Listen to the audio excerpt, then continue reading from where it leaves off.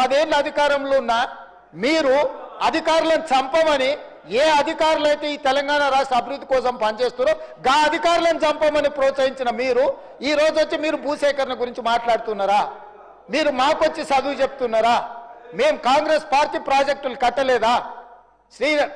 నాగార్జున సాగర్ నుంచి శ్రీశైలం వరకు మీరు కట్టినరా? లేకపోతే కల్వకుర్తి భీమా నెట్టంపాడు కోయిల్సాగర్ మీరు కట్టినరా? ఏ మాటలు మాట్లాడుతున్నారు? కమిషన్ల కోసము ప్రాజెక్టుల రీడిజైనింగ్ పేరు మీద 36,000 కోట్ల రూపాయల విలువ ఉన్న ప్రాణహిత చేవెళ్ల ప్రాజెక్టును కాళేశ్వరం పేరు మీద 1,50,000 కోట్లకు అంచనాలు పెంచారు. ఇప్పటి వరకు మీరు అధికారం దిగిపోయే నాటికి 1,02,000 కోట్ల రూపాయల బిల్లులు చెల్లించారు. మీరు అత్యంత అవినీతికి పాల్పడ్డ ప్రాజెక్టు మీద ఈరోజు విచారణ 1 మ్యాన్ కమిషన్ ఎంక్వైరీ జరుగుతుంది. మీరు చెప్పిన ప్రజల సెంటిమెంట్ అయిన పవర్ ప్రాజెక్టులు విద్యుత్తు ముసుగులో 1,000 కోట్ల రూపాయలు కూలగొడితే ఈరోజు కమిషన్ రిపోర్ట్ ఇచ్చింది. మీరు ఫ్రాడ్ చేసిండ్రు, ఫ్రాడ్కి వీళ్ళని శిక్షించమని 1 మ్యాన్ కమిషన్ సుప్రీంకోర్టు వరకు పోయి కొట్లాడారు.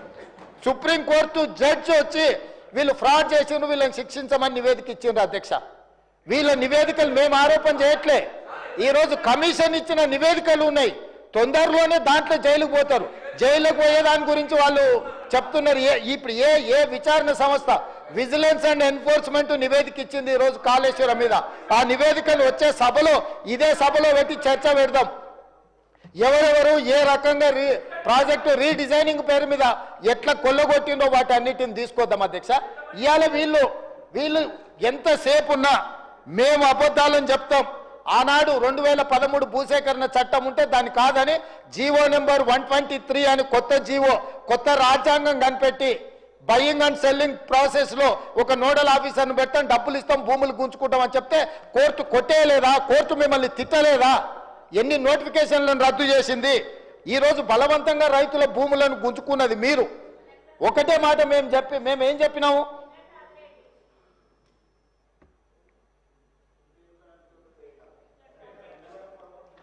నేను ఒకటే చెప్పదలుచుకున్నా అధ్యక్ష, ఈరోజు వాళ్ళు అర్థం చేసుకోవాల్సింది, కామారెడ్డిలో చంద్రశేఖరరావు గారిని ప్రజలు ఓడగొట్టిండ్రంటే ప్రజల ఆగ్రహం ఎట్లుందో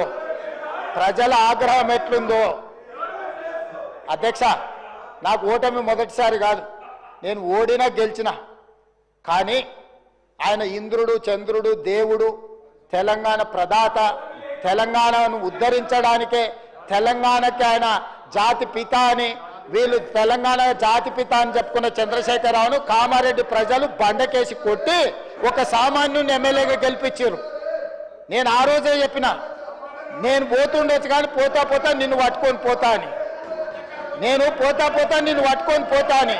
సో కామారెడ్డిలో ఓడగొట్టిన ప్రజలు తిరస్కరించిన ఎందుకు ఇంకా బుకాయించాలనుకుంటున్నారు అధ్యక్ష? ఎందుకు బుకాయిస్తున్నారు? ఇప్పటికైనా నేను చెప్తున్నా అధ్యక్ష, మూసీ ప్రాజెక్టును కట్టాలన్నా వద్దా మీరు చెప్పండి. మెట్రో రైళ్లు విస్తరించాలన్నా వద్దా మీరు చెప్పండి. రేడియల్ రోడ్స్ వేయాలన్నా వద్దా చెప్పండి. రీజనల్ రింగ్ రోడ్డును నిర్మించాలన్నా వద్దా మీరు చెప్పండి. హైదరాబాద్ నగరానికి గోదావరి జలాలను తరలించాలన్నా లేదా మీరు చెప్పండి. తెలంగాణ రాష్ట్రానికి మీరు పెట్టుబడులను తేవాలంటున్నారా వద్దంటున్నారా చెప్పండి. ఈరోజు ప్రపంచంలోనే అత్యధికంగా ఇన్ఫోసిస్ సంస్థ హైదరాబాద్లో అత్యధికంగా జాబ్లు ఉన్నాయి. మేము వచ్చినాక ఇన్ఫోసిస్ విస్తరించినాం, విప్రో విస్తరించినాం. మేము వచ్చినాక కాగ్నిజెంట్ను విస్తరించిపించినాం. ఆమ్జన్ బయోటెక్ కంపెనీ అమెరికాలో ఉండి ఫస్ట్ టైం హైదరాబాద్లో పెట్టుబడులు తీసుకొచ్చినాం. ఆయన 10 ఏళ్ళు మంత్రిగా ఉంటే 20,000 కోట్లు తెచ్చిండు దావోస్లో పోయి. నేను 10 నెలల్లో సరిగా 1 సంవత్సరం తిరిగే లోపల 2,20,000 కోట్లు పెట్టుబడులు తెచ్చిన. ఇది నా సమర్థత. ఆయన ఏమనుకుంటాడంటే గుంటూరులో చదివిన తెలివితేటలు ఈడ పనికొస్తాయనుకుంటాడు. అధ్యక్ష, ఇంగ్లీష్ అనేది నాలెడ్జ్ కాదు. 4 ఇంగ్లీష్ బుక్కలు ఆయనకు రావచ్చు, నేను 4 ఇంగ్లీష్ బుక్కలు కానీ ఈ ప్రపంచంలో చైనాలో ఉండేవాడికి ఇంగ్లీష్ రాదు, జపాన్లో ఉండేవాడికి ఇంగ్లీష్ రాదు, జర్మన్లో ఉండేవాడికి ఇంగ్లీష్ రాదు. కానీ ఈరోజు చైనా, జపాన్, జర్మన్ ప్రపంచాన్ని శాసిస్తుంది అధ్యక్ష. 4 ఇంగ్లీష్ ముక్కలు వస్తే ఒకవేళ హోటల్లో పనిచేయడానికి, ఆర్డర్స్ తీసుకోవడానికి పనికొస్తుండొచ్చు అధ్యక్ష. బట్ట షాప్లో బట్టల అమ్మనికి పనికొస్తుండొచ్చు. గుంటూరులో చదివిన తెలివితేటలన్నీ మా దగ్గర వచ్చి చూపించొద్దు అధ్యక్ష. మేము గవర్నమెంట్ స్కూల్లో చదివి వచ్చినాం, మేము గుంటూరులో చదవలే. మా తెలుగు మీడియం అధ్యక్ష, తెలుగు మీడియము గ్రామీణ ప్రాంతాలలో గవర్నమెంట్ స్కూల్లో చదువుకొని వచ్చినాం అధ్యక్ష. మేము గుంటూరులో పోయి చదువుకొని రాలే, ఆ తర్వాత పూనా పోలే, ఆ తర్వాత విదేశాలు తిరగనికి పోలే. మేము ఇక్కడనే పుట్టినాం, ఇక్కడనే పెరిగినాం, ఇక్కడనే చదువుకున్నాం. లోకల్ పరిజ్ఞానంతో పనిచేస్తున్నాం అధ్యక్ష. ప్రజల బాధ తెలిసిన వాళ్ళం అధ్యక్ష. మేము 4 ఇంగ్లీష్ ముక్కలు వచ్చినంత మాత్రాన అదేదో గొప్పతనం అని దాని మీద ఏదో పెద్ద ఉపన్యాసాలు ఇచ్చి దాన్ని చూపించి ఏదో ఏదో సాధించినమని. కాబట్టి ప్రపంచంలో అత్యధికంగా ప్రపంచాన్ని శాసిస్తున్నది చైనా, జపాన్, జర్మన్. ఆ దేశంలో ఎవరికేం ఇంగ్లీష్ రాదు, కానీ వాళ్ళు ప్రపంచాన్ని శాసిస్తున్నారు ఆర్థిక వ్యవస్థను.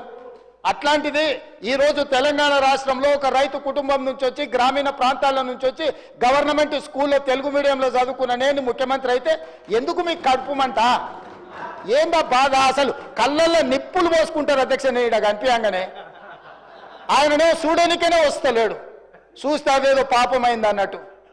కాబట్టి ఇప్పటికైనా దయచేసి ఈ 5 ఏళ్ళు కాదు వచ్చే 5 ఏళ్ళు కూడా, ఈ 5 ఏళ్ళు కాదు వచ్చే 5 ఏళ్ళు కూడా మేమే ఉంటాము. మీరు అక్కడ ఉండాలనుకుంటే సలహాలు ఇవ్వండి. పెద్ద ఆయన మీకు కుర్చీ ఇయ్యాడు, నేను మళ్ళీ కూడా చెప్తున్నా. పెద్ద ఆయన గురించి నీకు ఎంత తెలుసో తెలియదు కానీ నాకు చాలా తెలుసు. వెనకటికి నీకు కూడా చెప్పిన, నువ్వు ఆశించకని. ఇప్పుడు కూడా నేను చెప్తున్నా.